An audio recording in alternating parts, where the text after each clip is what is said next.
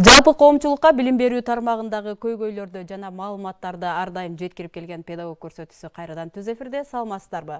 Негизи эле бардык өлкөдөгү жарандар кандай укуктарга ээ болсо, мүмкүнчүлүгү чектелген адамдар да дал ошондой укуктарга ээ. Бүгүнкү күндө мүмкүнчүлүгү чектелген балдарыбыз кандай билим алып жатат, алар кандай шарттарда окуп жатат? Дал ушул боюнча бүгүн көрсөтүүдө сиздер менен сөз кылмакчыбыз. Негизи өлкөбүз боюнча мүмкүнчүлүгү чектелген балдар үчүн мектепке чейинки жана мектептик билим берүү мекемелери да бар. Дал ошол мекемелерден бүгүн бизге адистер келип отурат. Анда эмесе дал ошол адистерди сиздерге тааныштырып өтөйүн. Кыялбү Аликеева Ош шаарындагы номер 17 Гагарин атындагы мектеп гимназиясынын башталгыч класс мугалими. Жана ошондой эле Өктөмкан Кашиева Ош шаарындагы номер 12 көмөкчү жатак мектебинин окуу тарбия иштери боюнча директордун орун басары. Майрам Сатыбаева Ош шаарындагы көз азиз жана көрүүсү начар балдар үчүн атайын адистештирилген жатак мектебинин мугалими. Урматтуу эжекелер, бүгүнкү биздин студиябызга кош келипсиздер. Деги эле ушул бүгүн биз жалпы коомчулукка өзгөчө балдар кандай жаңыча билимдерди алып жатышат деген суроонун үстүндө жалпы маалыматтарды берели деп сиздерди студиябызга чакырдык. Ошол алгач эле суроону мен Өктөмкан эжекеге узаткым келип жатат. Ушул сиздердин Ош шаарындагы номер 12 көмөкчү жатак мектебинде бүгүнкү күндө кандай балдар, кандай багыттарда, кандай шарттарда тарбияланып жатышат? Биздин Ош шаардык билим берүү башкармалыгына караштуу номер 12 көмөкчү мектеп интернатында азыркы учурда 234 окуучу тарбияланып жатат. Алар Ош облустук психиатриялык ооруканасынын врач-психиатрынын корутундусунун негизинде жана практиканын негизинде кабыл алынат. Мектепте негизинен аң сезим жактан жабыркаган балдар билим алышат.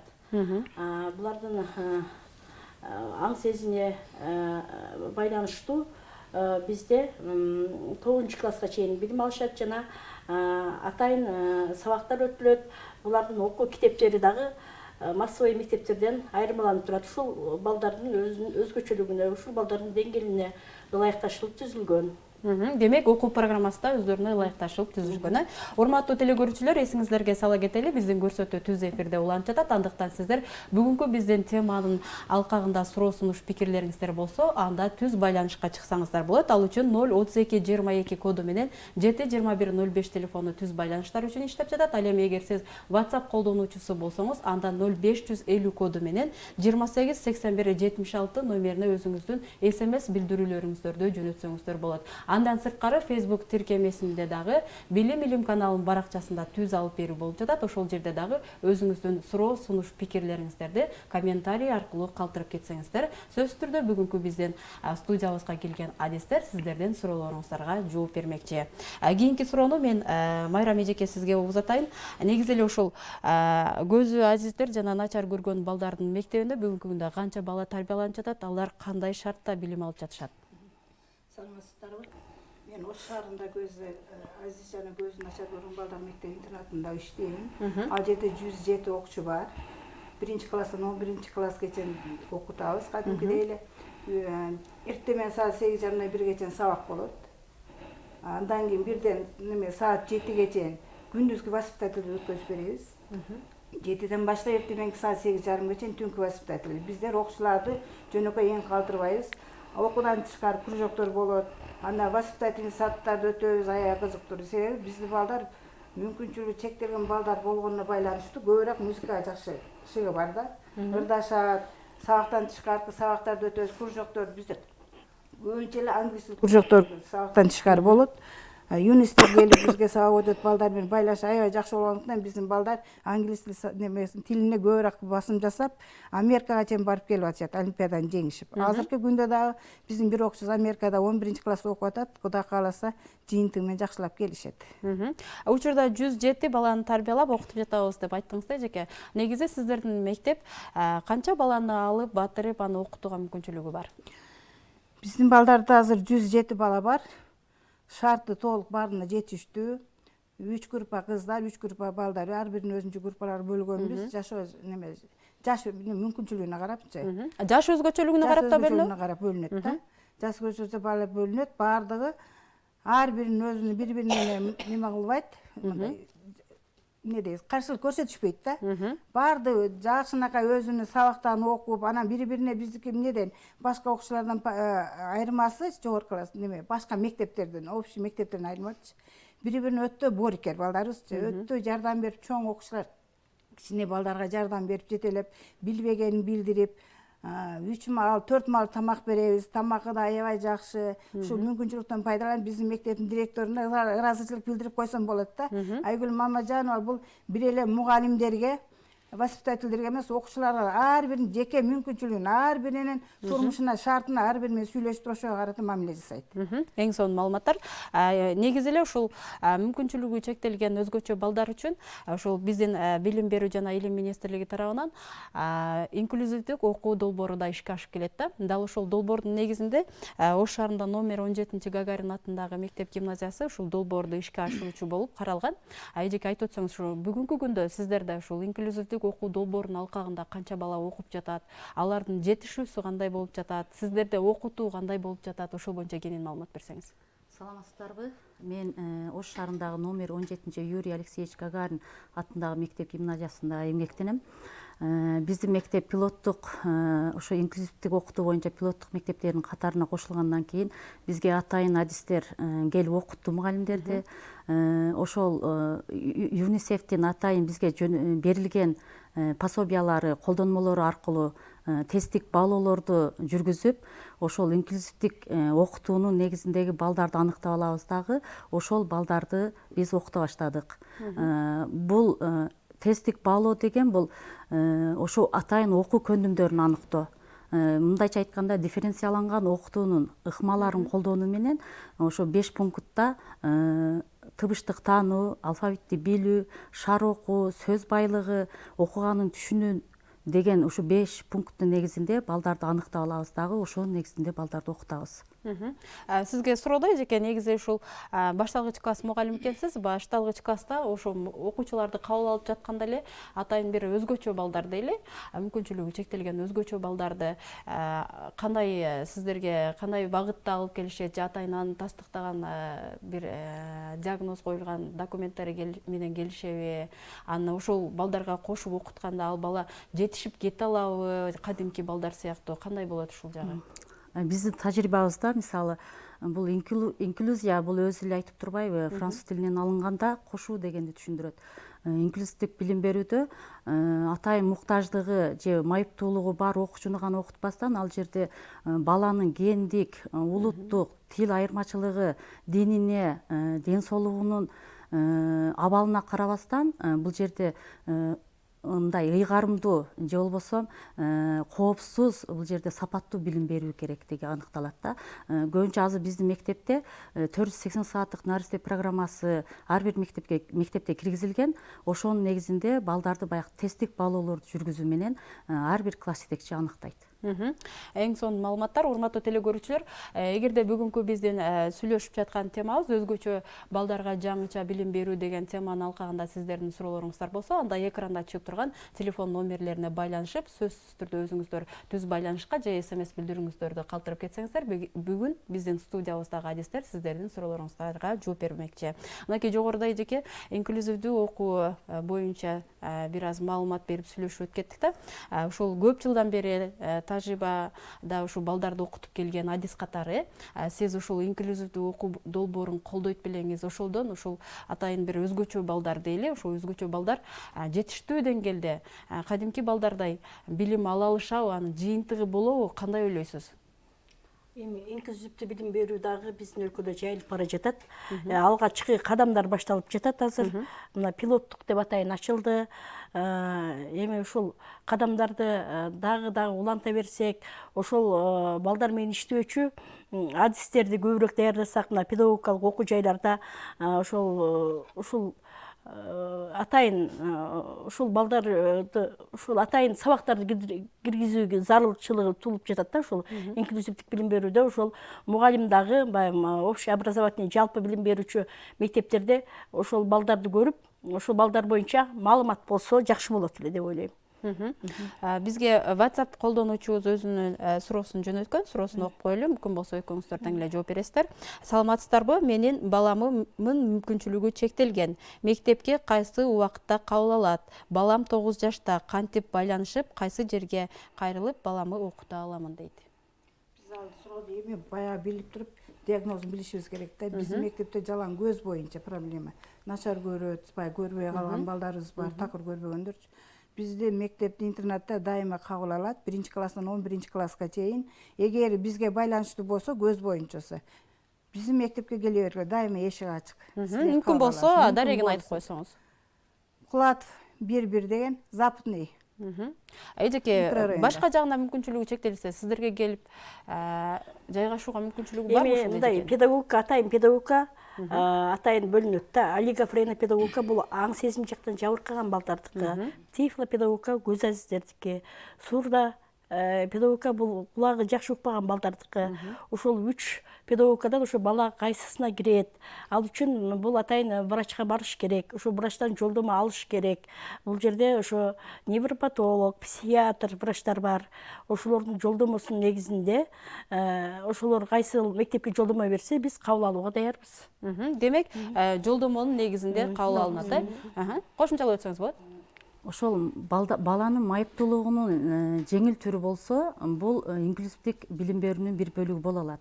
Ал эми майыптуулуктун оор түрү болсо, булар атайын өзгөчөлөнгөн билим берүү уюмдарында билим алышат. Демек, ошол өзгөчөлөнгөн балдардын майыптуулуктун оор же жеңил түрүн атайын медицина кызматкерлеринин тастыктоосунун негизинде гана жайгаштырылат, баласын.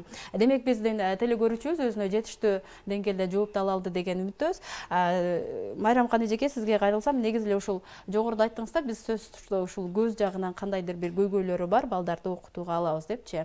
Аны алууда сиздер ушул баланы атайын бир ошол сиздердин мекемеде өзүн өзү алып жүрүү же башка техникалык коопсуздуктар, атайын бир бирөөгө жетелеп жүрүүгө муктаж болбогондугун карап туруп аласыздарбы, же жалпылап алып туруп анан өзүңүздөр аны окутуп, үйрөтүп, баягы мекеменин ичинде жүргүзүүлөрүн карайсыздарбы?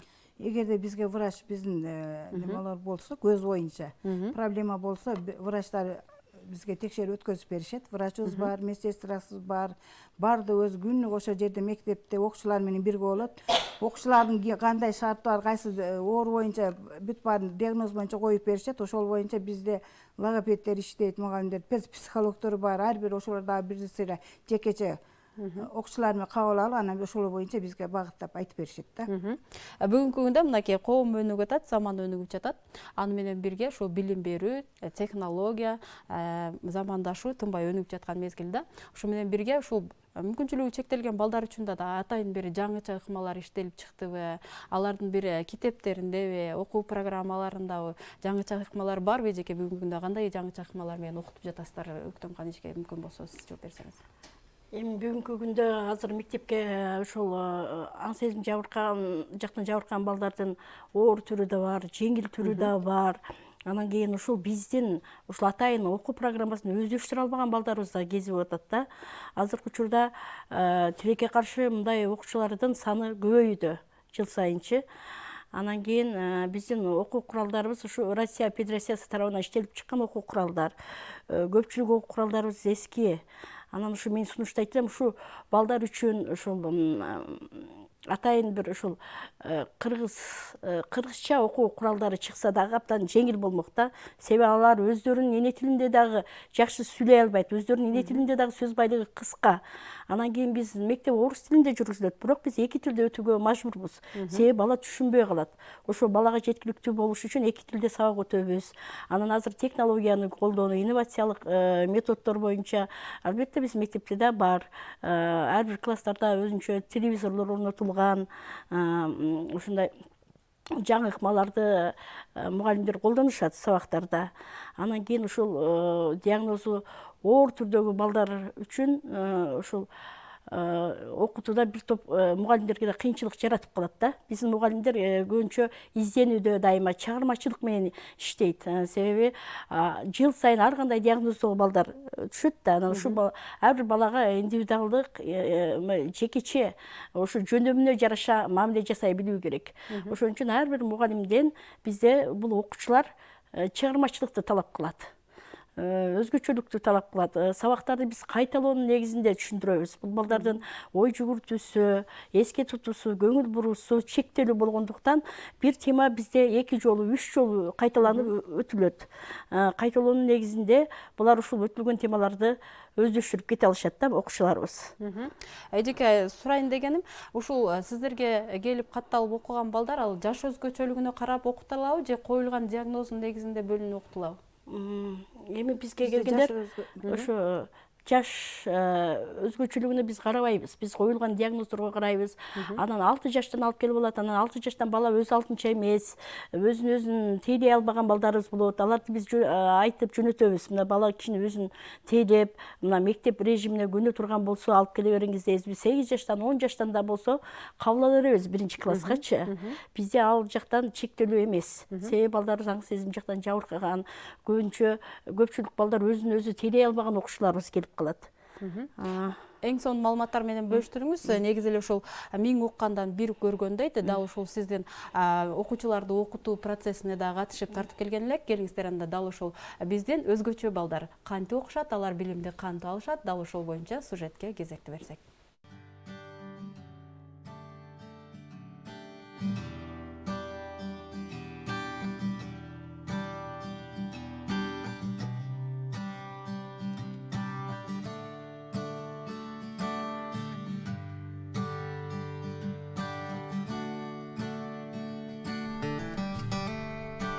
Ребята, как ваше настроение? Хорошо? Готовы к уроку? Хорошо, молодцы.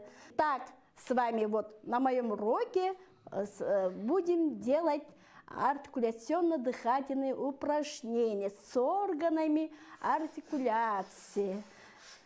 А теперь начинаем выполнять артикуляционно-дыхательные упражнения с вами вместе.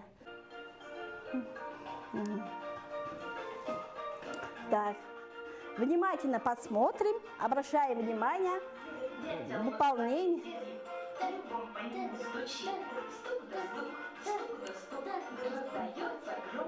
Стук. Это у нас дятел упражнение называется, да? Язык поднимаем к верхней небе. Так. Поднимаем язычки вверх, верхнее небо, делаем Хорошо, молодцы. Следующее у нас называется змейка-камень упражнение.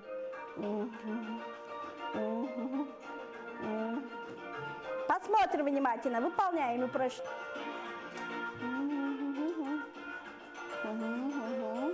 Молодцы. А теперь следующее у нас упражнение называется кошка.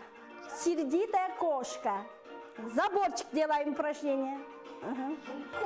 Кошка спинку выгнула, мяукнула и прыгнула.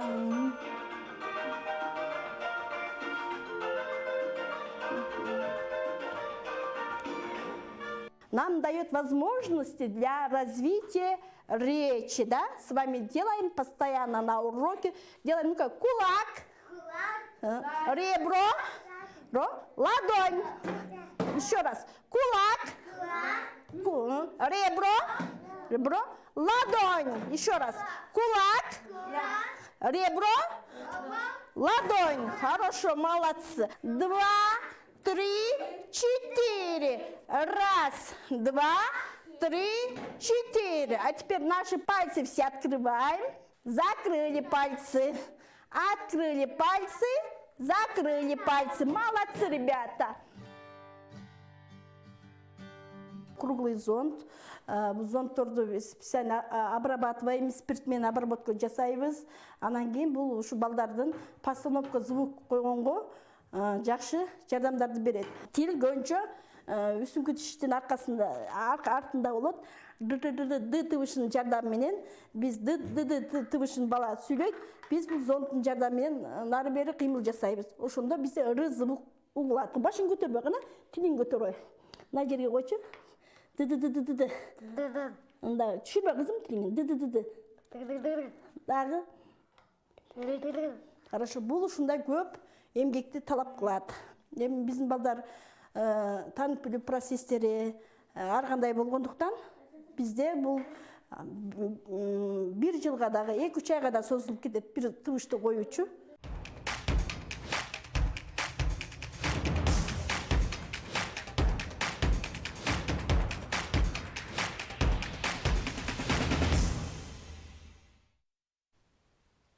Урматтуу телекөрүүчүлөр, сиздер Билим жана Илим каналынын педагог көрсөтүүсүн түз эфирде көрүп жатасыздар. Бүгүнкү биздин темабыз өзгөчө балдарга жаңыча билим берүү деген тема. Деги эле ушул теманын алкагында сиздердин суроолоруңуздар болсо, анда экранда чыгып турган номерлерге түз байланышка чыгып, эгер сиз WhatsApp колдонуучусу болсоңуз, анда 0550 коду менен 288176 номерине SMS билдирүү жөнөтсөңүз болот. Андан сырткары, эгер сиз WhatsApp колдонуучусу, эгер сиз Facebook колдонуучусу болсоңуз, ада Билим Илим каналы баракчасына түз алып берүү болуп жатат. Ошол жерде дагы өзүңүздүн комментарийлериңиздерди таштап өтсөңүздөр болот. Биздин көрсөтүүгө дагы жаңы кошулган коногубуз бар. Ал Маматураим кызы Айсалкын Ош шаарындагы көз азиз жана көрүүсү начар балдар үчүн атайын адистештирилген жатак мектебинин 11-классынын окуучусу. Айсалкын, биздин студиябызга кош келипсиң. Негизи эле ошол жогоруда аталган мектепте окуп жатасың. Ал жерде билим алуу кандай болуп жатат? Кандай билим алып жатасыңар? Кайсы сабактар негизи сени кызыктырат? Кайсы сабакка көп көңүл буруп окуйсуң? Ошол боюнча айтып берсең. Саламатсызбы? Мен Ош шаарындагы жатак көз азиздер жана көзү начар көргөн жатак мектепке 3-класстан келип, 3-класстан бери окуйм. Деги эле биздин мектепте зеригүүгө убакыт болбойт. Бизде сабактарды аябай жакшы жана жакшы сапатта берет. Биз сабактан тышкары после обеда биз дайыма кружокторду өтөбүз. Ал кружоктордун эң эле жакшысы Access программасында биз английскийни көп окуйбуз. 2 жыл ичинде английскийни жакшы өздөштүрүп, анан Flex жаатында 3 экзамен тапшырып, эгерде 3 экзаменден тең өтсөк, Америкага кетүүгө дагы жолдом алабыз. Биздин мектептен дагы Америкадан 3 турдан өтүп, Америкага кеткен окуучулар бар. Алар менен бүгүнкү күндө байлашып турасыңарбы? Америкада кандай окуп жатышат, кандай жашап жатышат? Америкадагы окуучулар менен байланышып турабыз. Алардын жакшысы жакшы жана Америкада өзгөчө программалар менен сабак өтүп жатышат. Жана ал жака барганда хост семья деп коет. Башка үй бүлөгө түшүп, алар менен да жакшы тил табышып жашап жатышат. Эң сонун маалыматтар ала алдык Айсалкындан. Ал эми азыр биз ушул телекөрүүчүбүздүн WhatsApp'тан келген суроосуна кезек берсек, саламатсыздарбы? Менин баламдын бир көзү көрбөйт, 5 жашта. Азыр ошол баламды окутсамбы дейм, жатакана өзүңүздөрдөнбү дейт. Өзүңүздөрдөбү дейт. Бизде 1-класстан баштап кабыл алабыз. Келсеңиздер болот. Жатакана өзүбүздөн бекер, китеп барды, тамак ашы барды бекер. Биз кабыл алганга дайыма даярбыз. Андан кийинки суроого кезек берсек, саламатсыздарбы? Акыл эси артта калган балдарга календардык планды кайсыл китептин негизинде түзөсүздөр дейт. Биз артта калган балдар үчүн атайын китептер, окуу куралдары бар. Ошол китептердин негизинде атайын программанын негизинде түзүлөт. Да ушул сиздерге берилген календардык пландардагы ушул билим берүү жана илим министрлиги тарабынан жалпы ушул атайын мектептер үчүн деп чыгарылган бежеге кайсы сайттардан же кайсы жактардан да ала алса болот? Атайын ушул атайын программабыз бар, атайын окуу куралдарыбыз бар. Ошолдун негизинде эле карап алып жазабыз. Анан кийин азыркы учурда мен айтып өткөндөй, баягы оор түрдөгү диагноздогу балдар үчүн дагы атайын ушул календардык планга белгилеп кетебиз. Ошол балдар үчүн да эмне кандай темада сабак өтөбүз. Ушул окуу куралдардан, учебный атайын окуу планыбыздан алып гана жазабыз. Кийинки суроого да жооп берип өтөсүздөр. Саламатсызбы? Менин баламдагы мүмкүнчүлүгү чектелген, акылы жагынан, анан эпилепсиясы бар. Мектепке бергенге кыйынчылык жокпу?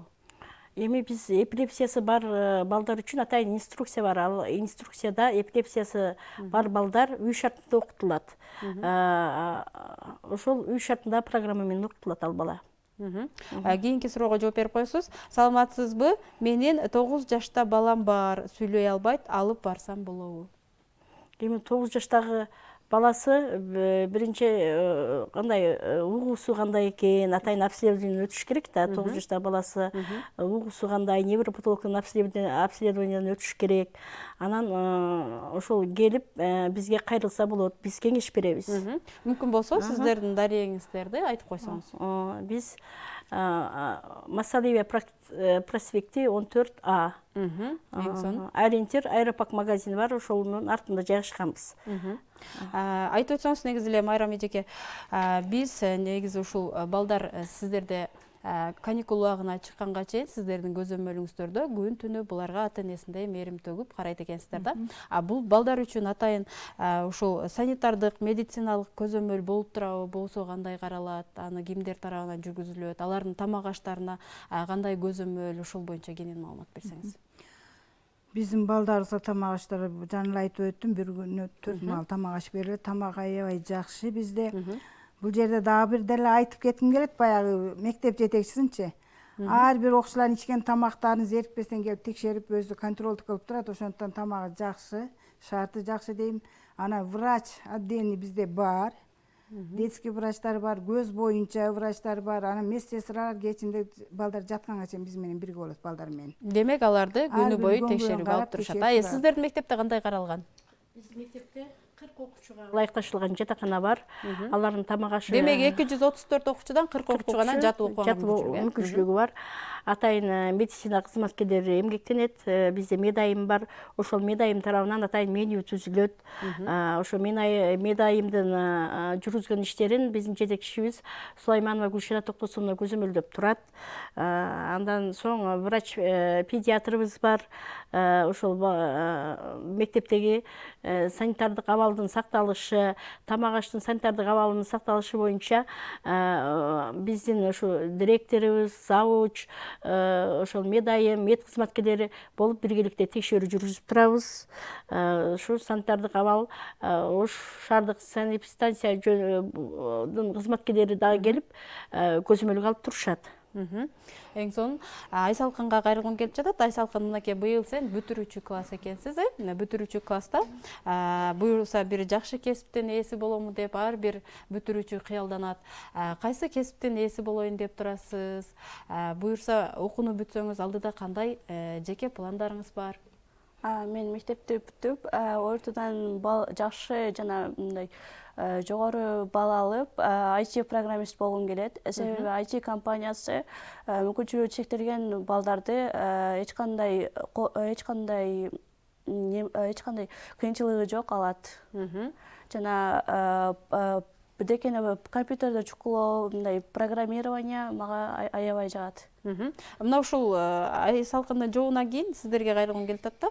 Ошол мүмкүнчүлүгү чектелген балдар үчүн дагы жалпы республикалык тестирлөөдө өзгөчө бир ушулардын айталы көз азиздер үчүн брайль шрифттери же башка нерселер каралганбы эжеке? Жалпы республикалык тестирлөөдө же жеңилдиктерби?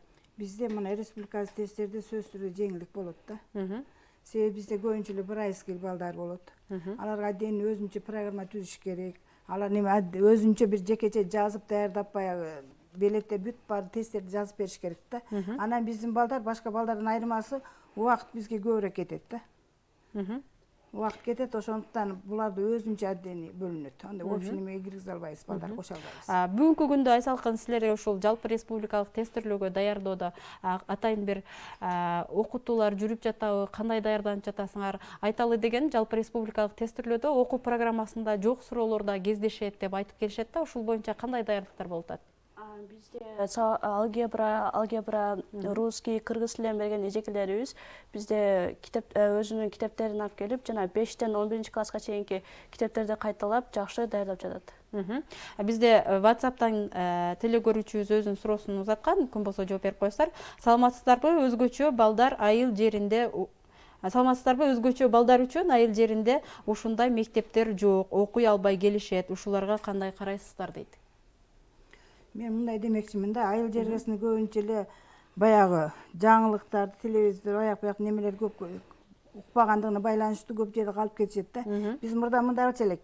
Ар бир август айларында ар бир айылдарга директорубуз бүт райондорго бөлүп койчу эле, барып ошондой мүмкүнчүлүгү чектелген балдарды таап келгиле депчи. Анан биз атайын деп ар бир райондорго барып, баягы көз боюнча врачтарга кайрылат элек, кимдер кайсыл адрестерин бериңиздер, кимдер кандай болот, кайсыл адресте жашайт деп туруп, фамилиясын атын алып, барып ата-энелер менен жолугушат элек. Ата-энелерге айтып, ошо иште боюнча, окутуу боюнча шарты толук айтып, мектептин шартын баарын түшүндүргөндөн кийин көпчүлүк ата-энелер алып келет. Кээ бирлери алып келишпейт да. Себеби эмнеге байланыштуу? Себеби күндү биз алып барып келе албайбыз. Немеге? Бизде мисалы үчүн район, областтардан келет да. Бир чейректе, 3 айда бир кеткендер болот. Ошол жерлерде да акча маселеси көбүнчө немен чечип коет да. Демек, ата-энелерде айрым учурда баласы үчүн тынчсызданып калганда убактары кездешет экен. Дагы бир суроо бар, саламатсыздарбы? Менин кызым 11 жаш, кулагы укпайт, алып барсак кабыл аласыздарбы дейт. Эми 11 жаш кулагы укпаса, бул үчүн атайын ошо Кара Суу районунда мектеп бар. Ошол мектепке жайгашыш керек ал бала. Демек, дагы деле медициналык кызматкерлердин тастыктоосунун негизинде. Ошо кулагы укпаса, ошо сурдо педагогдор карайт да, анычы. Сурдологдорго кайрылыш керек, канчалык деңгээлде укпайт. Аны ошолордун жолдомосу менен Кара Суу районундагы ошо Дудук Дүлөй балдардын мектеби бар атайын, ошого жайгаштырса болот. Мүмкүн болсо жогорудагы суроого да кошумчалап айтып өтсөңүз, айыл жергесинде ушундай мектептер жок, кандай карайсыздар дейт. Айыл жергесиндегилер бул жакка алып келип баласын берип каратса болобу, же ал жерде да ачуу бүгүнкү күндүн талабы дейсизби, кандай ойлойсуз? Эми азыр тилекке каршы ушундай балдардын саны көбөйүүдө. Биздин мектеп эми Ош шаардык билим берүү башкармалыгына караштуу. Анан Ош областында жалгыз гана ушул мектеп экен деп алыскы райондордон да келишет да. Анан кийин биз ушу жакынкы райондордо, Кара Суу районунун тегерегиндеги окуучуларды кабыл алабыз. Анан Жалал Абадтан келип калышат, Жалал Абадтан Оркесский райондо бар, ошол жака айтабыз, өзүңөрдө бар депчи. Анан алыскы райондордон да көбүрөөк келе башташты. Анан биз айтабыз, райондогуларга түшүндүргүлө, азыр инклюзивдик билим берүү кеңири ачылып жатат. Ушул балдарга жекече мамиле кылып, мектепте карап окутса да болот деп биз кеңеш берип, сунуш берип айтабыз да. Анан менин балам ушундай үй шартында гана окутууга уруксат берип жатат, балдарга кошулбай атат. Ошондо балдарга кошулбаса көп нерседен мүмкүнчүлүгү чектелип жатат деп те келишет. Ошон үчүн ушундай айыл жергесинде дагы ошо инклюзивдик билим берүүнү кеңири жайылтуу керек да. Бүгүнкү күндө дал ошол инклюзивдик билим берүү деп калдык. Дал ошол инклюзивдүү билим берүүнүн да максаты өзгөчөлөнгөн балдарды коомдон бөлбөө, аларды коомго кошуу, коомдогу адамдар кандай укуктарга, кандай мүмкүнчүлүктөргө ээ болсо, дал ошол мүмкүнчүлүктөргө, укуктарга аларды да ээ кылуу да. Бирок жогоруда Майрам эжеке сөзүндө баса белгилеп айтты да, ата-энелер көбү балдарын алып келбейт, качан барып алар менен сүйлөшүү иштерин жүргүзгөндө гана алып келип алар окууга баласын беришет депчи. Бүгүнкү күндө дал ушинтип коомчулуктан бир бекинип же кандайдыр бир баланы бербей коюуга мүмкүнбү? Бала окуш керекпи бүгүнкү күндө? Окуу мүмкүнчүлүгүнө ээби ар бир мүмкүнчүлүгү чектелген бала? Кандай дейсиздер? Ар бир бала окуу мүмкүнчүлүгүнө укуктуу. Дал ошол ата-энелерге кандай кеңеш берет элеңиздер? Ата-энелер жаап жашырбаш керек. Айрым учурда жашырып жүрүп 12-15 жашка келгенде да алып келишет. Абдан жашы өткөндө да алып келишет. Анан биз ал жашы өткөн баланы 1-класска кабыл алууга муктаж болобуз. Себеби ал бала эч нерсени билбейт да. Ошон үчүн ушундай мектептер бар үчүн ата-энелер да маалымат алып, өз убагында кайрылып врачтарга, өз убагында адистерге кайрылып, ушундай бала ушундай атайын мектепке муктаж болсо, ушундай мектептерге берүүсү керек. Саламатсыздарбы? Менин кызым 8 жашта, окууга бердик, бирок жакшы сүйлөй албайт. Кадимки эле балдар менен окуп жатат, бирок сүйлөшө албайт. Буга кандай карайсыз дейт? Жакшы сүйлөй албаса, бул атайын азыр жеке частный логопедтер бар, ошол логопедтерге барып сабак алыш керек бала. Логопеддин жардамы керек. Мен логопедке кайрылууну сунуштайм. Негизи эле ушул биздин балдар өлкөнүн келечеги дейбиз. Бүгүнкү күндө ушул сиздерде каникул убагында гана ата-энесине кеткен үчүн алардын күнүмдүк тамак ашы жетиштүү калориялуу деңгээлдеби жеке мамлекет тарабынан ошол балдарга күнүмдүк тамак ашына, анын керектөөлөрүнө канча сом бөлүнөт? Ошол бүгүнкү күндө жетиштүүбү?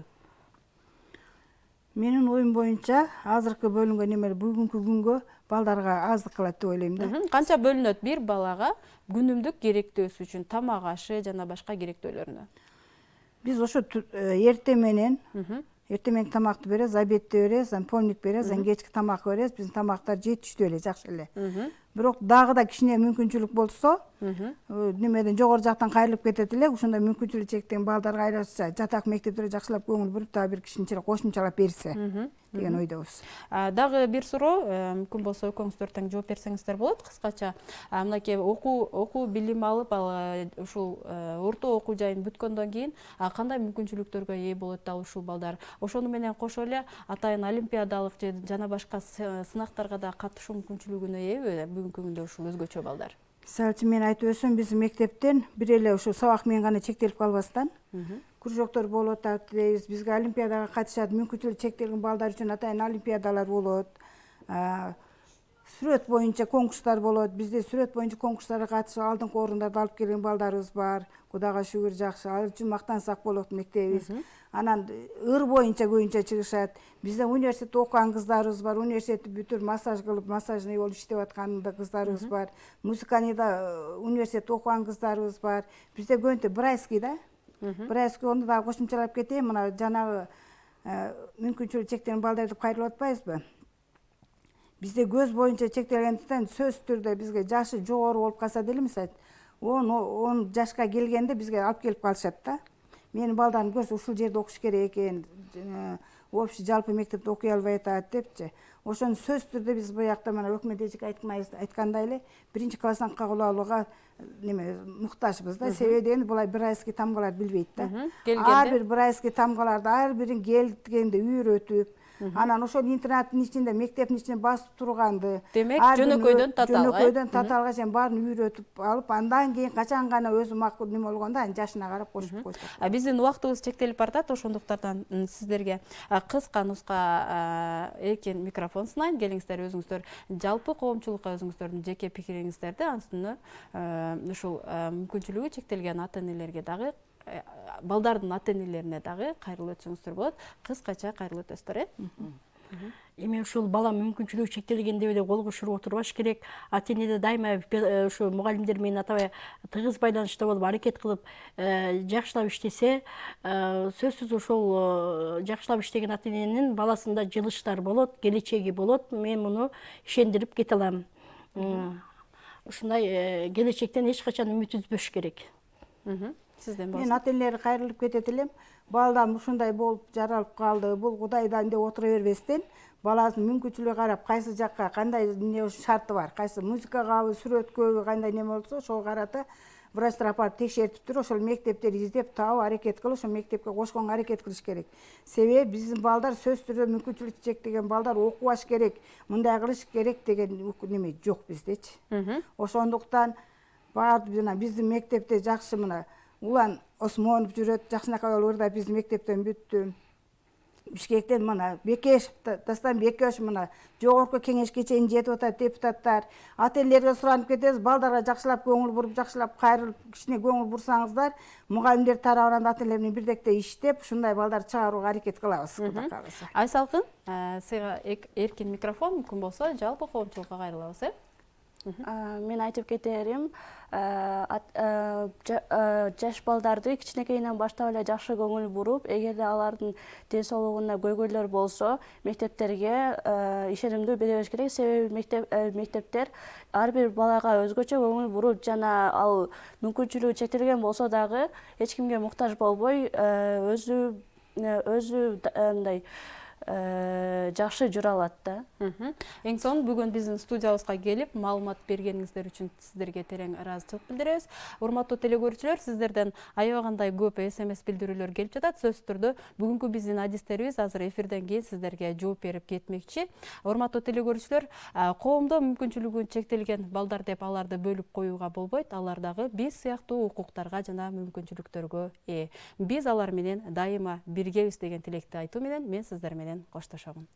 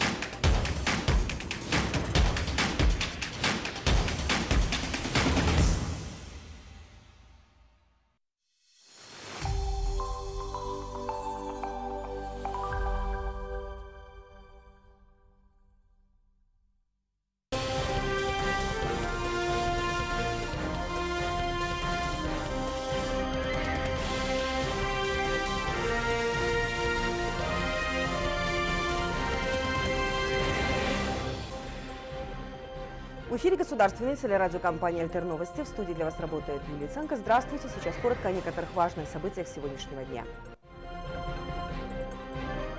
Президент подписал ряд законов, в том числе Конституционный закон о Совете по делам правосудия и статусе судей. Повышен уровень пенсионного обеспечения детей, потерявших кормильцев. На общественную платформу антикоррупционного делового совета при президенте поступило 80 обращений по нарушениям выборного процесса в Джугурку-Кенеш.